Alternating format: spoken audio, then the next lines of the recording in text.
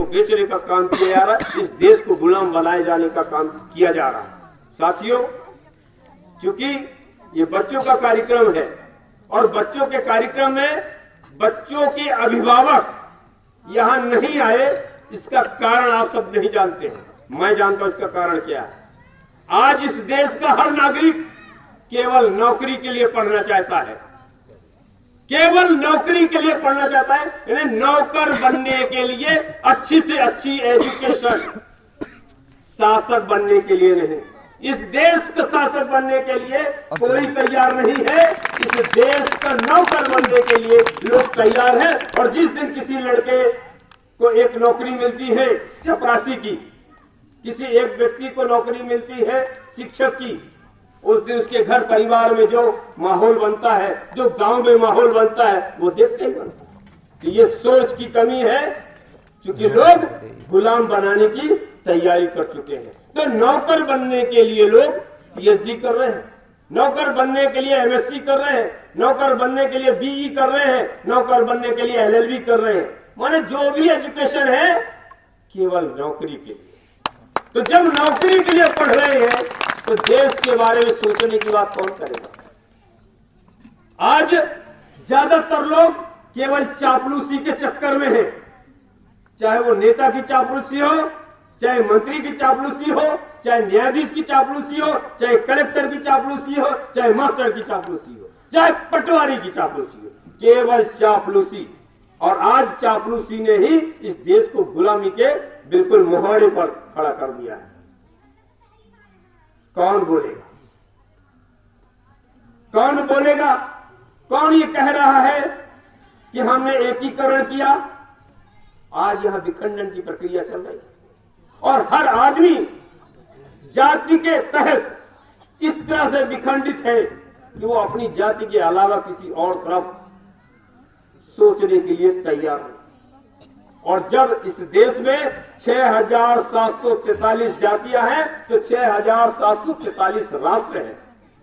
राष्ट्र की परिभाषा है कि एक भावना के तहत रहने वाले लोग, एक निश्चित भूभाग में एक ही विचारधारा को मानने वाले लोग, एक ही विचारधारा से जीने वाले लोग, वो एक राष्ट्र का निर्माण करते हैं। लेकिन यहाँ क्या है? यहाँ हर घर एक राष्ट्र बनने के लिए तैयार, एक जाति राष्ट्र बनने के लिए तैयार है। अपनी अपनी जाति के उत्थान में अपना अभिमान मानते हैं, जबकि जातियों का निर्माण जब से हुआ केवल और केवल मान सम्मान के लिए और अपमान के लिए। कोई तुर्रमचंद है तो सम्मान के लिए और कोई निम्न वर्ग का है तो अपमान के लिए।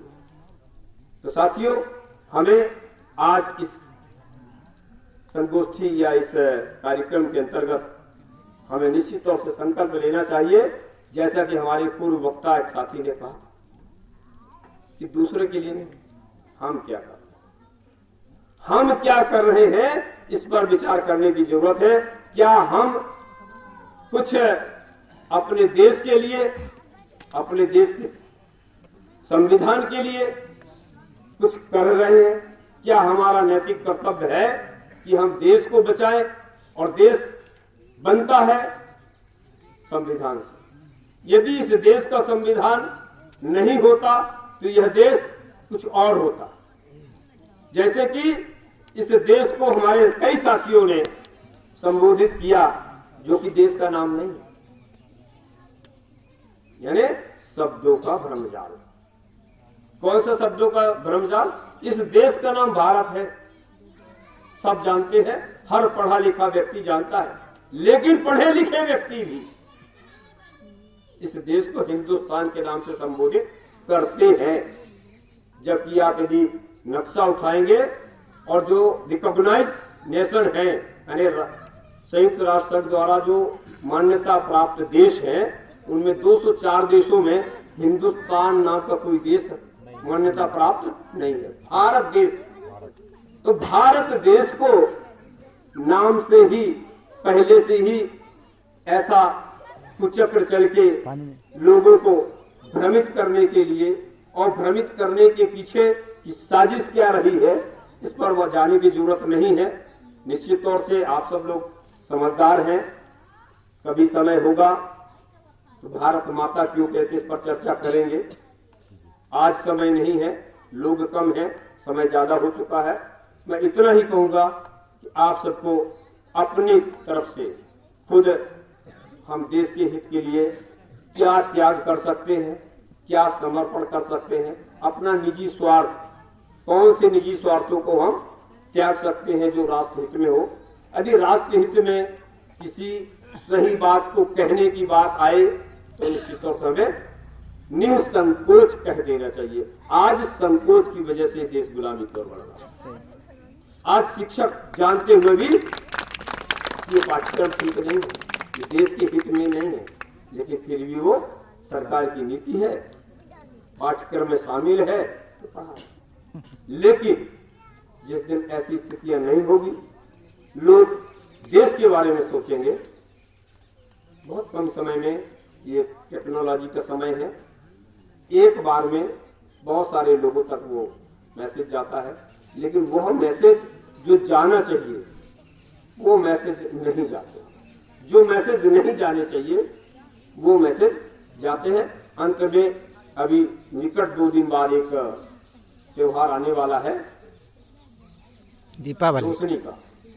यदि देश के भविष्य को लेकर, देश को लेकर यदि हम सब सोचते हैं तो कम से कम गवर्नमेंट की तरफ एक ऐसी बात भेजनी चाहिए हम सबको, इस देश की इलेक्ट्रिसिटी यानी जो हमारे देश की ऊर्जा है, जिस ऊर्जा से बहुत सारे संयंत्र चलते हैं, बहुत सारी फैक्ट्रियां चलती हैं, उस संयंत्र को चलाने में जो ऊर्जा उपयोग में लाई जाती है, चाहे वो ये बिजली वाली ऊर्जा हो चाहे कोयले वाली ऊर्जा हो, इसका दुरुपयोग बहुत तेज गति से होता है। इस त्योहार में जो आने वाला है, एक घर में 5 bulb, 6 bulb, 7 bulb, 8 bulb, 10 bulb जलते हैं दिन सामान्यतः है प्रतिदिन, तो 10 की जगह आप बहुत खुश हो तो 2 और बढ़ा लो। लेकिन यहाँ जिसके घर में 10 जलते थे उसके घर में 100 जल जाएंगे। और सार्वजनिक तौर पर बहुत सारी बिल्डिंगों में भी लगाएंगे, बहुत सारी इधर उधर भी लगाएंगे, पेड़ पौधे में भी बिजली जला देंगे। तो केवल हम देश की ऊर्जा को नष्ट करते हैं और ऊर्जा को नष्ट करके हम देश को आगे नहीं ले जा रहे। आज बिजली के दाम भी बढ़ रहे हैं, तो जितनी भी चीजें बढ़ रही हैं उसके पीछे हमारी सोच की कमी है। हम उस ढंग से सोचते नहीं है, जिन संसाधनों का उपयोग होना चाहिए उसका हम दुरुपयोग करें, और दुरुपयोग करते हैं इसलिए हम बदहाल हैं, हम गरीब हैं और गरीब रहेंगे। तो हमें सदुपयोग करने के बारे में सोचना होगा। जो भी एनर्जी है, जो भी रुपया है, जो कुछ भी है अपने पास, उसको यदि हम सदुपयोग करें तो देश बहुत कम समय के अंदर बहुत अच्छी पोजीशन में पहुंच सकता है, अर्थव्यवस्था सुदृढ़ हो सकती है, ऐसा मैं मानता हूं। आप सबने सुना, इसके लिए बहुत बहुत धन्यवाद। जय भीम, जय मोदी।